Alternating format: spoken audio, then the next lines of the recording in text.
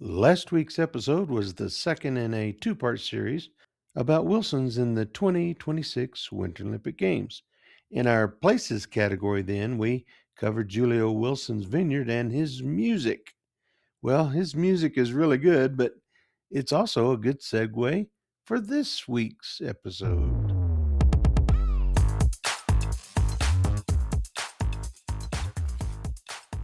Welcome to the Cuz Wilson Show, where we talk about people, places, and things named Wilson. We salute the achievements of Wilsons from the past to the present. We support nonprofit organizations named Wilson, and we showcase places and products named Wilson. I'm your host and Wilsonologist, Kenny Wilson, and this week we're going to be talking about music. Now, if you're a baby boomer or you love music, or especially if you're a baby boomer who likes music, you're going to love this episode. Now, since there's so many Wilsons in music of history and all the way to today, we can't cover all of them in 1 or 2 or 20 episodes. So today we're just going to cover 3 Wilsons that were iconic in their day, and it's a music called surf rock or surfing music, and I grew up on this. Now, on a side note about this episode and other episodes in the past that I've done, but also episodes coming up in the future, I would love to be able to insert like songs or music that people have played or Wilsons are really good at or Wilsons have played. But in order to make that happen, it'd take me weeks and weeks of contacting producers and different people and the artists and getting paperwork and all these permissions so I won't get flagged from the podcast platforms. The platforms like YouTube, Facebook, Apple, so on and so forth. Therefore, I'm going to be putting links in the show notes and on our website so you can go to those links and hear the music that we're talking about. And for today's topics for our people, places, and things, we start off in our people category of the 3 Wilsons that I told you about. In the places category, we're going to talk about the 3 places where they started their music. And even our things category is going to relate to music because there's a company named Wilson that makes one of the best speakers in the world. So let's get this beach party started.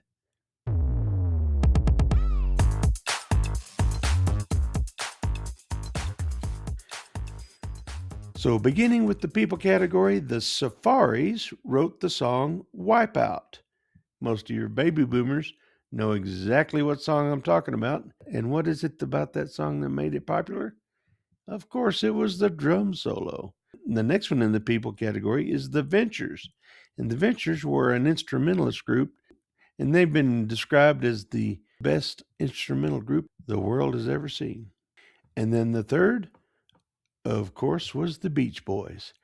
Brian Wilson started that, and unfortunately, he just passed away about 6 months ago. So I really wanted to talk about his life real soon. So we're going to have 3 subcategories, or 1 subcategory for each of the Wilsons, and I put them in order of when they started their music. So, Mary, tell us the stories. All right, let's dive into the wild story behind one of the most explosive and, let's be honest, recognizable instrumentals ever recorded. This is the story of a legendary song that was born from pure last-minute panic. Oh yeah, you know that sound. The snap of a surfboard, a completely unhinged laugh, and that shout. It's an intro that kicks off 2.5 minutes of just pure, raw energy. It has been echoing through pop culture for, what, over 60 years now? And see, that's the real story here. This legendary drum solo, this thing that drummers everywhere have tried to copy, it wasn't some masterpiece that took years to perfect. Nope, it was an afterthought, a B-side, cooked up on the spot by a teenager who just needed to fill the other side of a record. So, to really understand how this classic happened, we have to go back in time. Back to a cold night in a small, pretty basic recording studio. This was never supposed to be the main event. It was a total beautiful accident. So picture this. It's late 1962 in Southern California, right in the heart of the whole surf rock craze. A band of high schoolers, the Surfaris, they walk into a local studio. Trust me, recording a legendary anthem was the absolute furthest thing from their minds. And when I say high schoolers, I mean it. These guys were literally kids, just 15 to 17 years old. They were so young that their parents had to drive them to their own gigs. They had a ton of raw energy, for sure, but pretty much zero professional experience. The whole reason they were even in the studio was to record a song called Surfer Joe. It was a vocal track that the drummer, Ron Wilson, actually wrote after having a dream about it. It was only after they nailed that track that they realized, uh-oh, we don't have a song for the other side of the 45. They had to come up with something, like right then and there. And they did, in about 15 minutes. Seriously. The entire song Wipeout, the guitars, the bass, that drum solo, it was all composed, arranged, and ready to record in about a quarter of an hour. It was just a moment of pure, spontaneous creativity, totally fueled by a ticking clock. And that DIY, do-it-yourself spirit, it was all over the song's famous intro. That iconic crash sound wasn't some fancy studio effect. No way. It was just the guitarist's dad breaking a plaster-soaked board near a microphone. And that crazy laugh in the title shout, that was their manager Dale Smallin just going for it. So simple, so cheap, and absolutely unforgettable. Okay, but where did that absolutely mind-blowing drum solo actually come from? The answer, and this is the best part, lies in the very, very unlikely background of their 17-year-old drummer, Ron Wilson. Yeah, that's right. Before he was a rock and roll pioneer, Ron Wilson was leading the drum section onto the football field at halftime. His training wasn't in some smoky beatnik club. It was in the super disciplined, structured world of high school marching band. Okay, so at the heart of the Wipeout solo is a pretty basic drumming exercise. It's called a paradiddle. It's one of the first things any drummer learns, a simple 4-note pattern. But what Ron Wilson did with that simple pattern was anything but basic. Wilson took that precise, disciplined marching band rhythm, cranked the speed way, way up, and turned a fundamental high school exercise into one of the most famous and explosive drum solos of all time. He essentially took the football field and dragged it kicking and screaming into the recording studio. So Wipeout becomes this instant sensation, right? But for a band of teenagers who couldn't even legally drive yet, massive success came with some very big, very adult-sized problems. I mean, nobody saw this coming. The B-side completely destroyed the A-side. Wipeout rocketed to number 2 on the Billboard charts. The only person who kept it from number 1 was Stevie Wonder. Meanwhile, their intended hit, Surfer Joe, barely even made a dent. The throwaway track was now an absolute phenomenon. So the money started pouring in, but it wasn't exactly pouring into their pockets. You have to remember, they were just kids. They weren't part of the musicians' union, and they were really vulnerable. They were about to get a crash course in how a hit record doesn't always mean a big paycheck. And this mess became known as the Dot debacle. See, to rush out a full album and cash in on the hit, their label, Dot Records, hired a completely different band, a group of session musicians called the Challengers, to record almost all the other tracks. So you'd see the Surfaris names on the album cover, but another band was playing the music, and more importantly, another band was collecting the royalties. This whole thing kicked off years of legal battles for these kids. But, despite all those business headaches, the song itself rode this incredible wave of popularity that has, honestly, never really broken. Its impact on music and culture has been massive, and it just keeps going. I mean, think about it. It's everywhere, from that key scene in Dirty Dancing to the legendary pool scene in The Sandlot, all the way to a recent appearance in Stranger Things. Wipeout has become the go-to soundtrack for summer, for rebellion, for just high-energy fun, generation after generation. And of course, everyone has wanted to play it. Fellow surf rock legends The Ventures recorded their own fantastic version. Animal from the Muppets gave it a perfectly chaotic spin. And get this, in 1987, a collaboration between the rap group The Fat Boys and the Beach Boys turned it into a massive hip-hop hit all over again.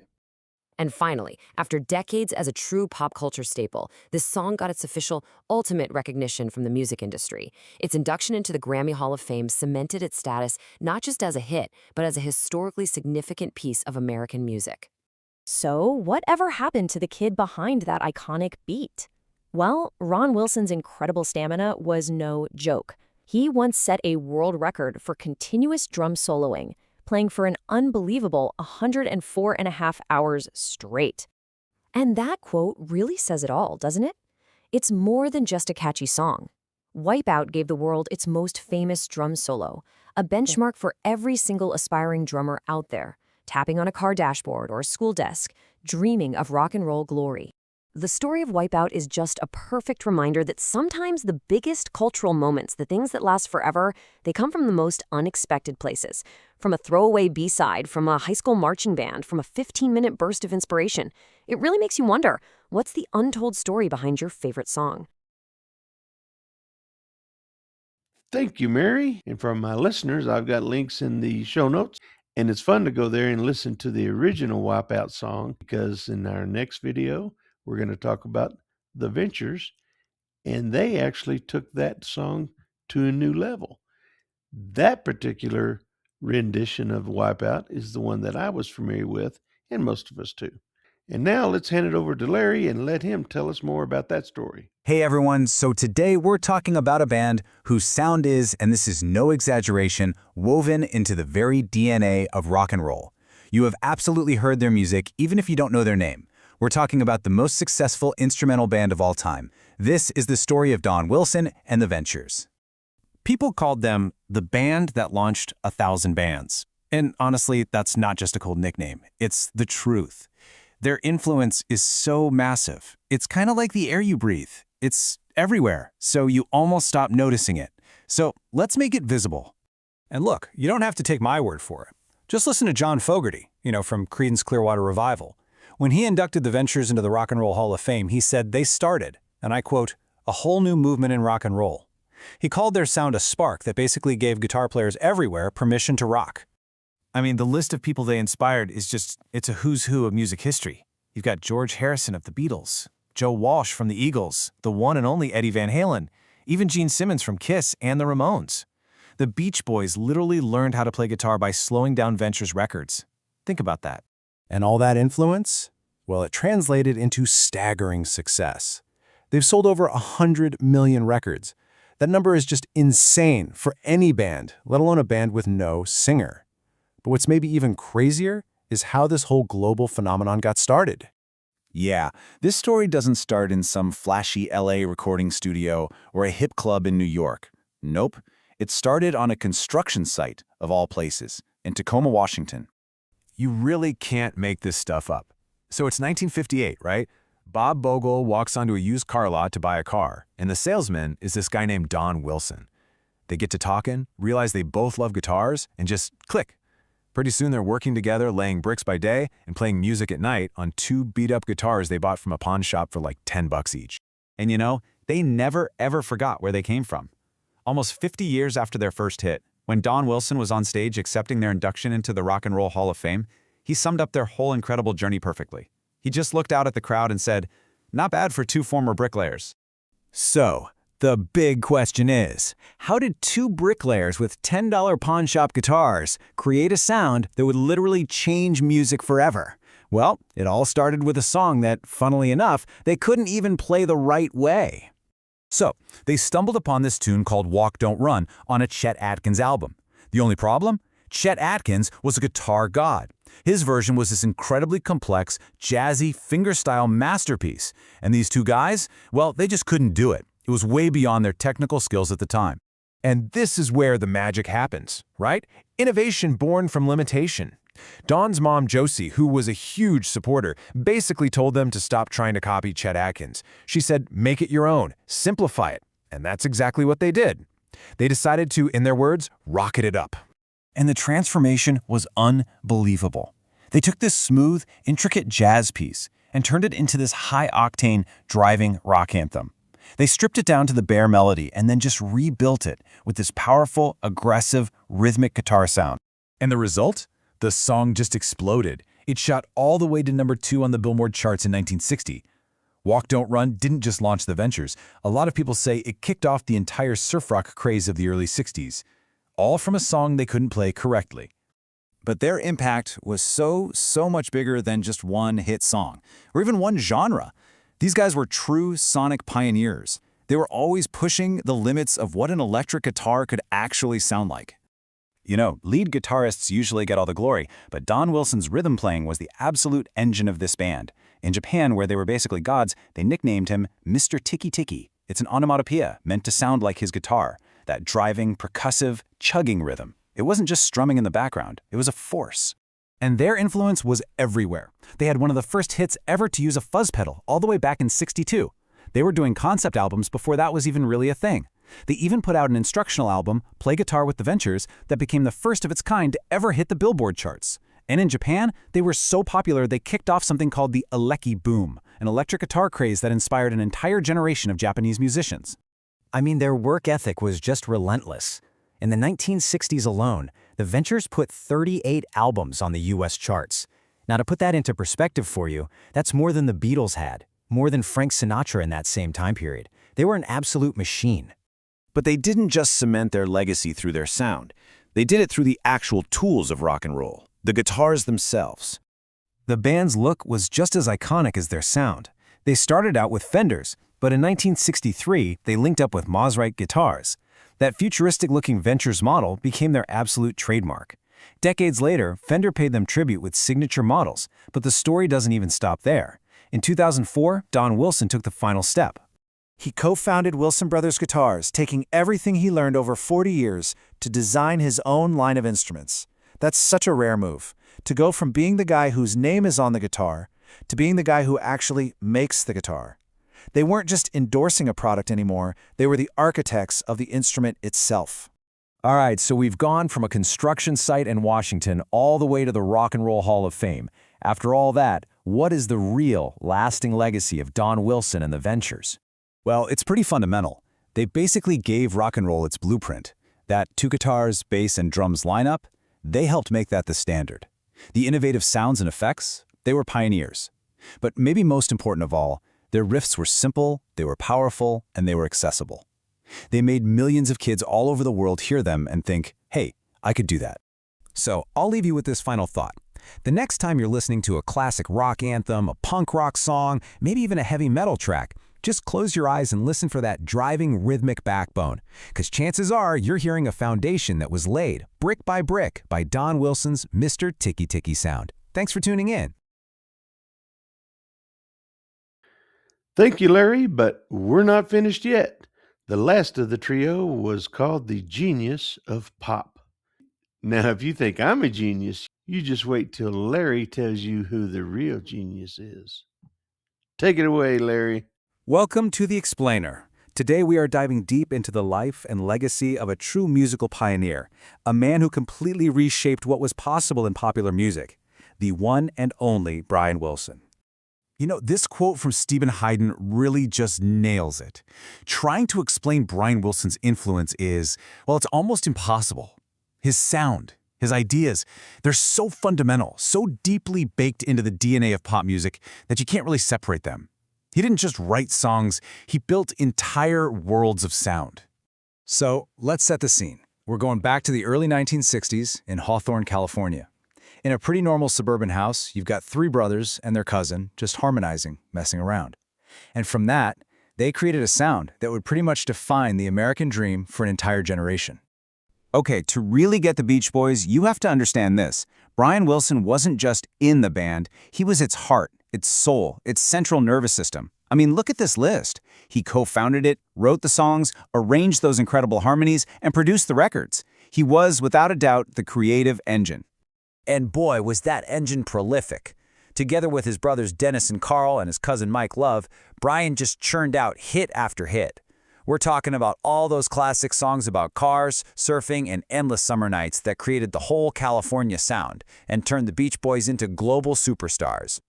But right as the band's fame was absolutely exploding, Brian made a decision that would change everything. In late 1964, after a really tough breakdown on a flight, he decided he was done with touring. He was going to focus all of his energy on the one place he felt truly at home, the one place his wildest ideas could come to life, the recording studio. And this move, it turned him into one of rock's very first producer auteurs. Think of it like a film director who has complete creative control over every single frame. He wasn't just recording the band anymore. He was the composer, the conductor, the whole visionary. Back then, for an artist to have that level of control, it was practically unheard of. What he did next was, well, it was revolutionary.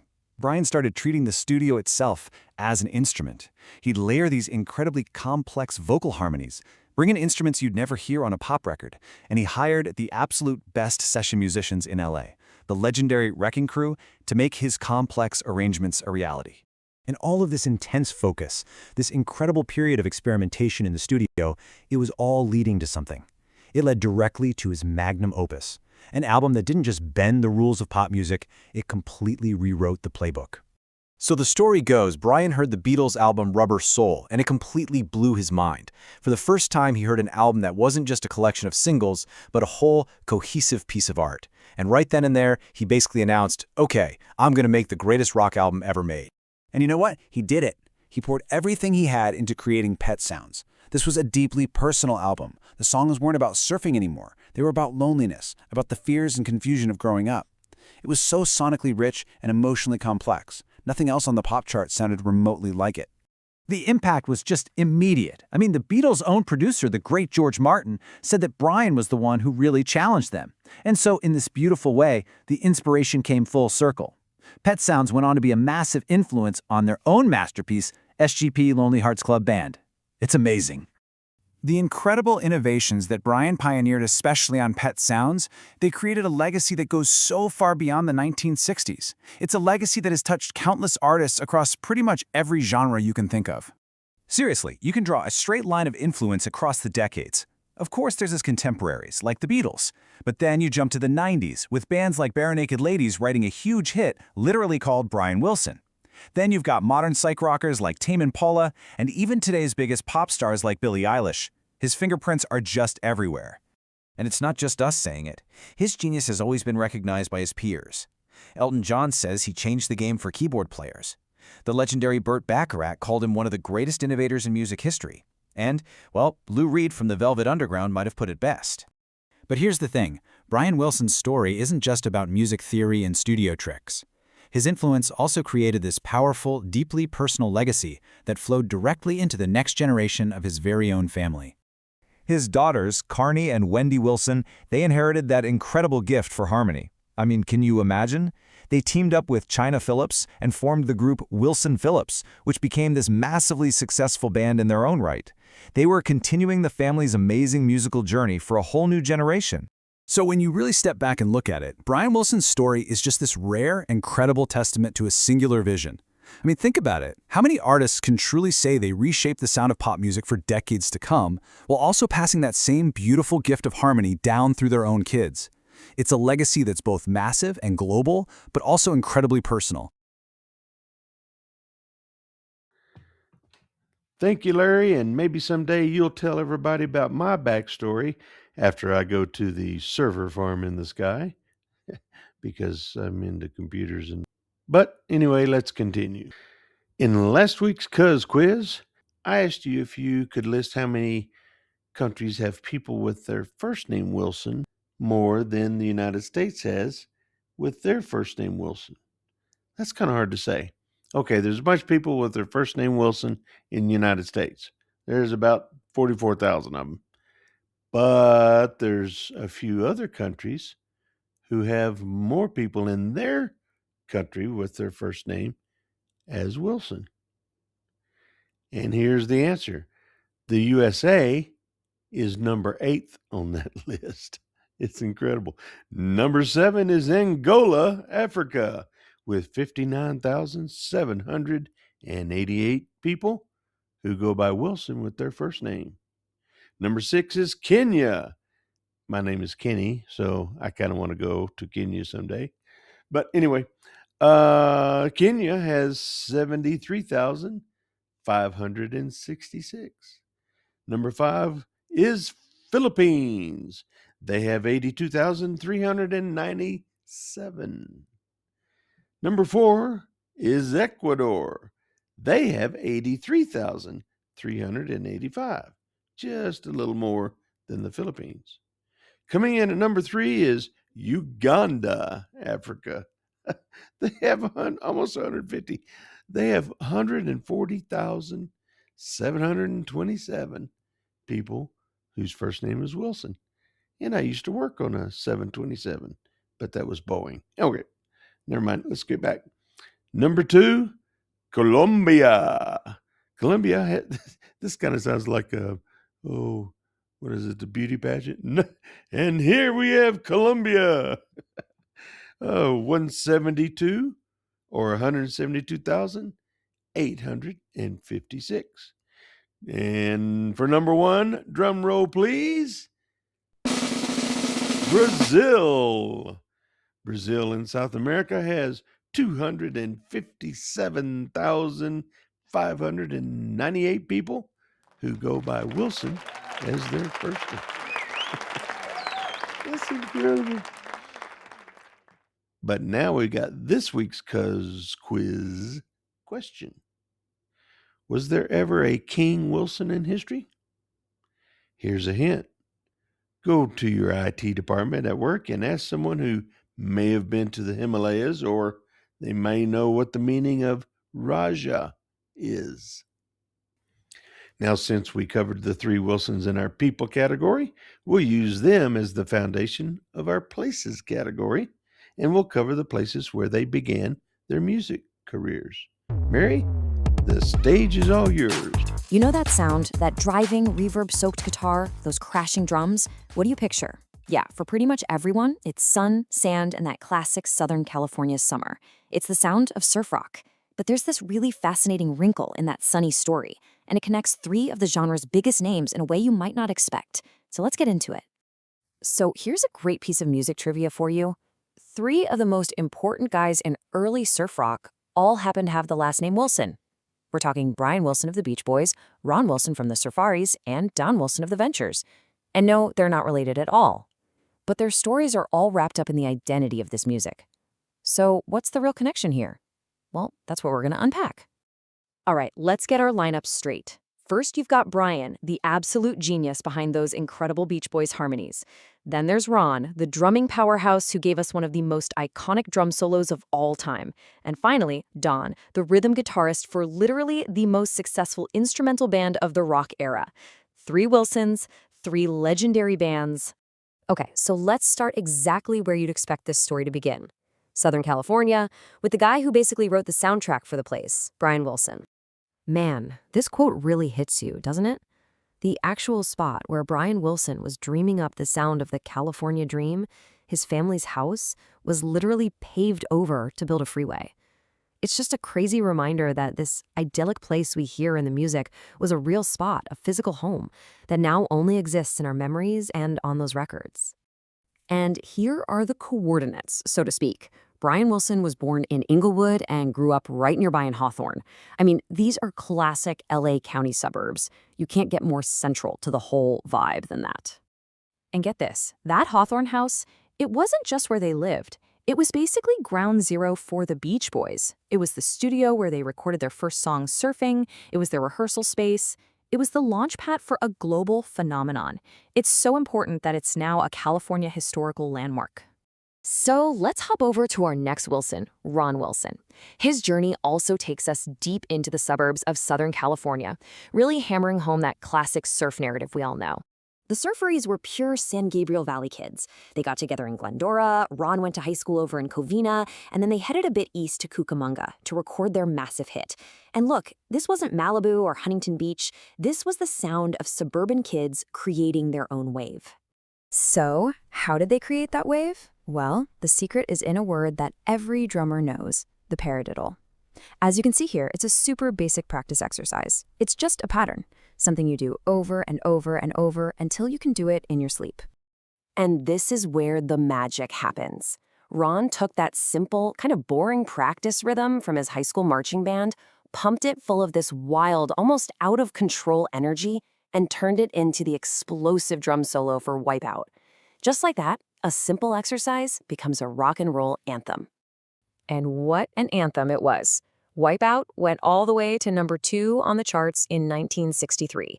That drum solo wasn't just for kids messing around in their garages anymore. It sold millions of records and became a huge part of the sound of the 60s. Okay, let's hit pause for a second. Where are we? We've got Brian Wilson in Hawthorne. We've got Ron Wilson in Glendora and Cucamonga. The entire story so far is just pure Southern California. It all seems so obvious, right? We'll get ready for a serious plot twist. Because this is where the map of our story gets a total rewrite. We're leaving the sunny beaches of LA behind and heading about 1,000 miles north. Just Look at this. It's laid out right there.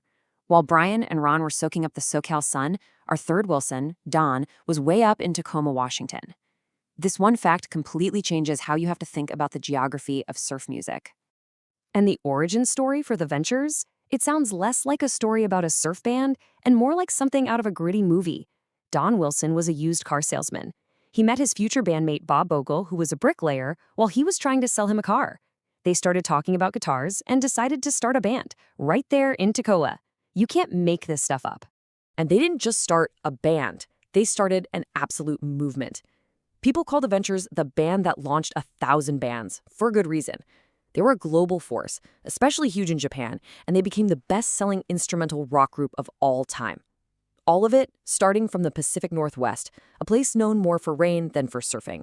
So what in the world does this all mean? We've got 2 Wilsons from the heart of SoCal and one from the rainy Pacific Northwest. How do you square that circle? This table just lays it out so clearly, doesn't it? 3 iconic musicians, all named Wilson. 2 from the absolute heart of Southern California, fitting the stereotype perfectly, and 1 from Washington State, completely shattering it. And I think what this all boils down to is that surf rock was never just about a single location on a map. It was an idea. It was a vibe, an energy, a feeling of freedom and youth. And that feeling could be born in a suburb of LA just as easily as it could over a car deal in Tacoma. And that kind of leaves us with a bigger question, right? The music of the Beach Boys will forever make you think of a California beach, and the Ventures guitar will always evoke crashing waves, even though they came from a city known for its rain. It really makes you wonder, why do we have this powerful need to connect a sound so tightly to a single spot on the map? Something to think about. And now it's time for another bonus segment. In this bonus segment, I talk about a Cuz merch design. Well, here's the deal. I can't play a musical instrument, but I do attend organ recitals. Actually, most of them are at a retirement center, and that's where I go pick up hot chicks. Because I'm 69 and, yeah, they're about my age. Except they're hot chicks because of hot flashes. Oh, and also they really love me because I can still drive at night. Take me to bingo, Kenny baby. Oh, and about those organ recitals. Well, at a nursing home, they cite or recite their organs that are hurting. That's their kind of organ recital. Well, I made a graphic for a coffee tumbler, or it could be put on a t-shirt or a lot of our other products, but it is about music. It's got a keyboard, and it talks about the organ recital. And I gave you a link in the show notes, or actually, all you got to do is go to our homepage and click on Cuz Merch. And then when you get to the Cuz Merch site, all you do is click on Drinkware. It's over at Drinkware. And now it's time for the Things category. This company was started in the 70s by a Wilson, and he started on the West Coast as well. Now they make the best home speakers money can buy. So let's have Larry be our public speaker on this one. Today, we are diving deep into a brand that is without a doubt one of the giants of high-end audio. We're talking about a name that really is synonymous with incredible engineering and, frankly, artistry. Wilson Audio. Let's get into their 50-year journey to try and achieve sonic perfection. And hey, you don't just have to take my word for it. When Robert Harley, probably one of the most respected voices in the entire industry, says your speaker sets a new standard of realism, well, you know you're doing something profoundly right.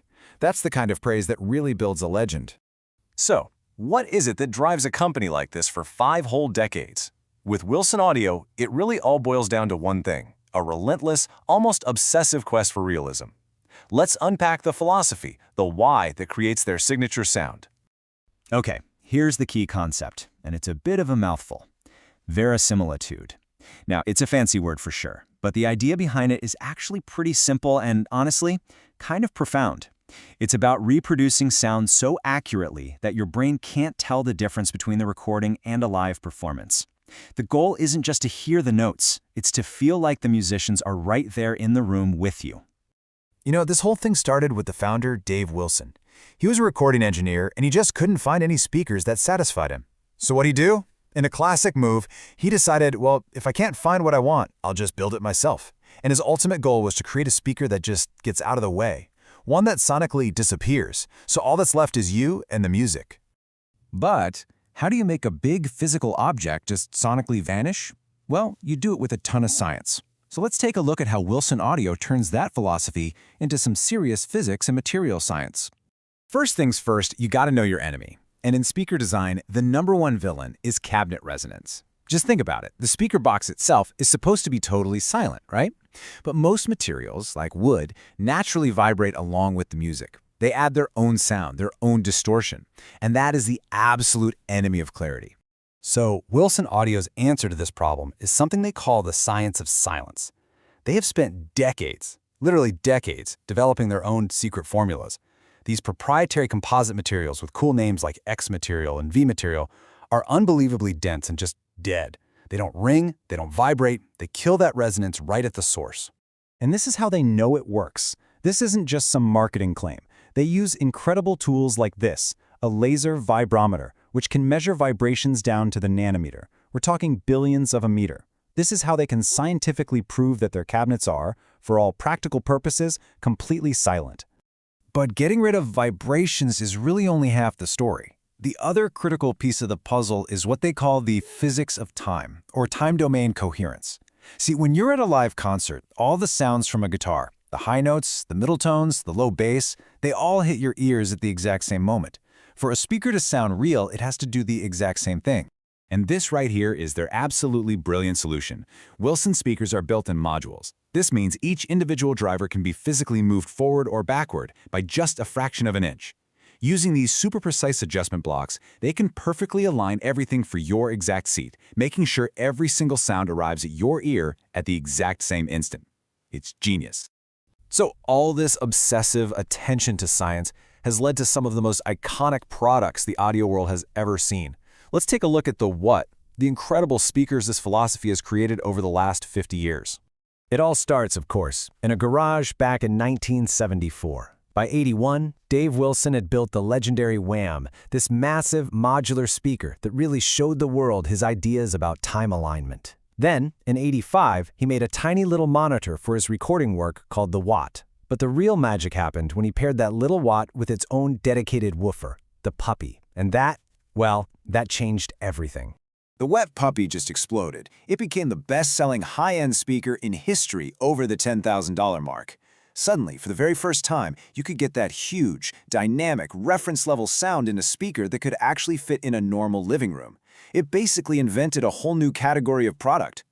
And today, you can see that same DNA across their entire lineup. It doesn't matter if it's the little Tune Tot made for a desktop or the absolutely mind-blowing Wham Master Chronosonic. The exact same core principles of material science and time alignment are in every single one. The size changes, but that core philosophy of excellence, it never does.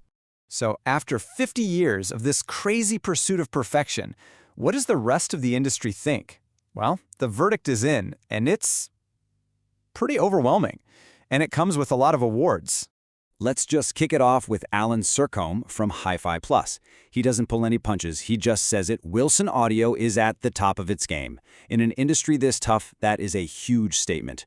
And remember that tiny speaker, the Tune Tot? Ken Kessler over at Hi-Fi News calls it a no-compromise speaker smaller than a microwave oven. This just proves that the Wilson magic isn't about being big and expensive. It's about the pure quality of the engineering, no matter the size. Okay, but for me, this quote right here might be the most powerful endorsement of all. When a professional reviewer who gets to listen to everything is so blown away that they take out their own credit card and buy the review samples, I mean, that says it all. That is the ultimate vote of confidence. And you know what? It's not just the pro critics. In brand popularity surveys from the Absolute Sound, one of the biggest magazines out there, it's the actual customers who consistently rate Wilson Audio #1. That's the final verdict from the people who actually spend their own money and live with these things every single day. And here's the kicker. To top off their 50th anniversary, the brand new Sasha V, which is a direct descendant of that original Watt/Puppy, was just named Stereophile's overall product of the year for 2024. Think about that. 50 years in, and they are still winning the biggest awards in the game. That's just incredible. So when you put it all together, the science, the history, all the acclaim, what do you end up with? Well, you get something that's way more than just a speaker. You get what they call the Wilson experience. Because at the end of the day, a Wilson audio speaker isn't really a product. It's a precision instrument. It's a tool that has been meticulously engineered to close the gap between you and the artist, to give you what the company calls a numinous connection to music. It's about feeling the performance, not just hearing it. And that really leaves us with one last question to think about. We all love listening to music, but what does it actually take? What level of science and pure artistry does it require to go beyond just listening and to truly recreate an artist's original vision right there in your room? That's the question Wilson Audio has spent 50 years answering. Wow, Larry, those speakers really blew me away. I have links to their homepage and a 50-minute long interview with the CEO of Wilson today. Now, here's another thing. I looked up how much these speakers cost, and you're not going to believe it. I found that one of their models, called the Wham Master Chronosonic, it goes from $850 to $970,000. You thought I was going to say $850, didn't you? No, $850,000. And after you pay tax, it's probably going to be over $1 million. Here's the problem. They only make 70 pairs. Oh, shucks. Well, I better hurry up and order mine. Hey, maybe I could get them to donate a pair and we can raffle them off to support our Cuz Cares program for nonprofits named Wilson. I'll have to reach out to them. Now, before we go on to our Cuz Buzz section for Wilson's in the News this week, I wanted to let you know that we're going back to Italy for next week's episode. Why am I going back? Well, they're going to continue competing on the snow and ice with the 2026 Milan Cortina Paralympics. And there's a couple Wilsons involved, and I can't wait to check in on them. Now, last week, Abby Wilson from Australia, she competed in snowboard cross, but this time it's a guy named Thomas Wilson, and he is also competing in snowboard cross, but he's in a seated position.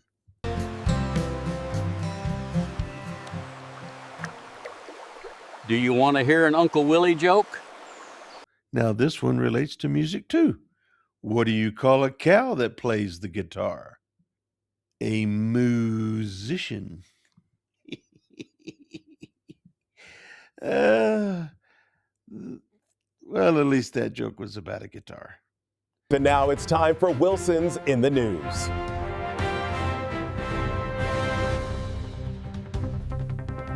In this week's Wilson's in the News, pro basketball player Asia Wilson comes out with her second shoe from Nike. Florida State University, or FSU Museum of Fine Arts, hosts collaborative painting event with seminal artist Wilson Byer. In professional soccer, Harry Wilson scores a goal, and it got a little bit controversial.